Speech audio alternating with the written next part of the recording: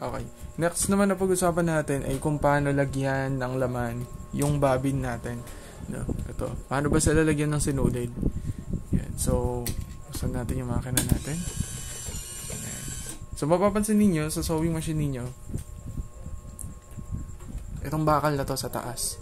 No. So, kapag nandyan yan, tapos in-on natin yung machine. Yan. Yung karayom, yung bababa. No. Pero kapag ito, nilagay natin dito, ayan, i-push nyo lang papunta sa right, no? Tapos i-on natin. Yan, mapapansin niyo hindi na bumaba yung doon sa karayom. At ang nangyari, ito na yung umiikot. Yan, umiikot yan. Yun. Okay.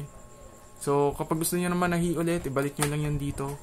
At hindi na yun iikot. Kasi ito na yung gagana, yung sa sinulid. I mean yung sa karayom. Okay? So, stop nyo lang muna. Yan. Tapos, lagay natin ito dito. Okay. So, paano ba? Yan. So, ito sample lang naman. No? Ito na lang. Wala na akong bakante na bobbin case. Bobbin case ba tawag dito? Yan. So, yung ibang bobbin ay metal. Yung iba naman ay plastic. Katulad nito.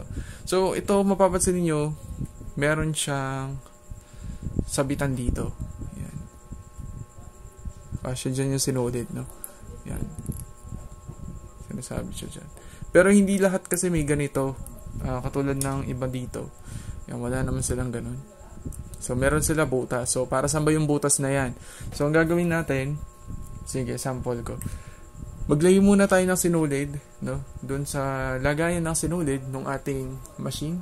Lagyan natin siya dyan. Pan ko lang. Yan. Tapos, yung akin kasi, iba yung daanan niya pagdating sa pagte-thread ng bobbin. No? So, meron siyang, eto, dito ko siya ilalagay niyan. Yan. Okay. Yan. Okay. Yung iba naman, kung ano lang naman, okay lang naman kahit dito ulit. Kung, I mean, yung dati ng daanan ng sinulid, no, wala namang problema. Pero kapag kasi may ganito, specific na daanan for bobbin loading, may tension kasi to, no? Para kapag ka nalagyan ng sinulid yung bobbin, mahigpit yung pagkakalagay ng sinulid doon sa bobbin para hindi siya maluwag. Kasi kapag ka maluwag yung pagkakaload doon sa bobbin, ang tendency niyan, ayan, hindi maayos yung sinulid, no? Ayan, ito medyo maluwag to. Ayan, hindi masyadong fit yung pagkakalagay. Okay? So, halimbawa, itong bobbin natin walang laman. Kunyari lang, no? Yan, kunyari wala siyang laman. So, ang gagawin natin, itong sinulid, naka-zoom in ba? Yan, itong sinulid natin, ito, ipapasok nyo lang doon sa butas, no? Nung bobbin. Or kung nahihirapan kayo, kahit wag nyo nang gawin nyo, nagawin nyo na lang, yan, hawakan ninyo, no? Hawakan ninyo, tapos, yan, paikot lang kayo ng konti, no? Doon sa bobbin. Yan, paikot lang tayo ng konti. Lagyan ninyo kahit konti lang. Yung saktong hindi nyo na kailangan hawakan. Okay? Pagkatapos, yung bobbin ninyo dapat nasa taas yung sinulid. Ayan, nandito siya sa taas. Kasi yung ikot ng bobbin, pag ganun papunta sa right. No? From left, papuntang right. Pag ganun yung ikot niya.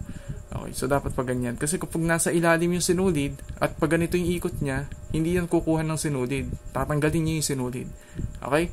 So, tingnan nyo muna, pagmasdan nyo muna kung paano yung ikot ng bobbin ninyo. Bobbin winder ninyo. Okay? So, kapag okay na yan, mapapansin ninyo yung bakal dito sa bobbin winder.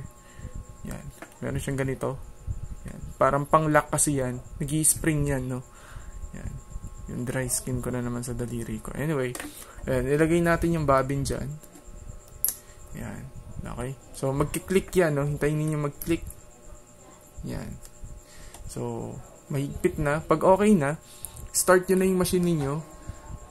Kung inaapakan yan, apakan nyo na. Kung push button naman, pindutin nyo na yung button.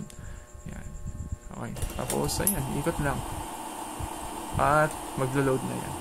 Okay? So, kapag satisfied na kayo dun sa dami ng sinulid dun sa bobbin ninyo, actually, meron tayong stopper dito. Ito, ang silbi nito, ang purpose niya, siya yung parang indicator, no? Kapag ka dumidikit na dito yung sinulid, ibig sabihin, punong-puno na yung bobbin ninyo. So, hindi yon maganda, no? Hindi siya advisable kasi pwedeng magkabuhol-buhol yung bobbin ninyo kapag ka nananahi na kayo. So, wag niyo masyadong punuin. Yung mga sakto lang, no? Basta may konting space pa dito sa bobbin ninyo. Kasi pwede nyo namang lagyan ulit siya ng laman. Mabilis lang naman, no? Wala pang 1 minute, puno na yan. Okay, so ganun lang. Tapos ang gagawin lang natin, i-cut lang natin yung sinulid dyan, no? At yung bobbin natin, i-set up na natin, no?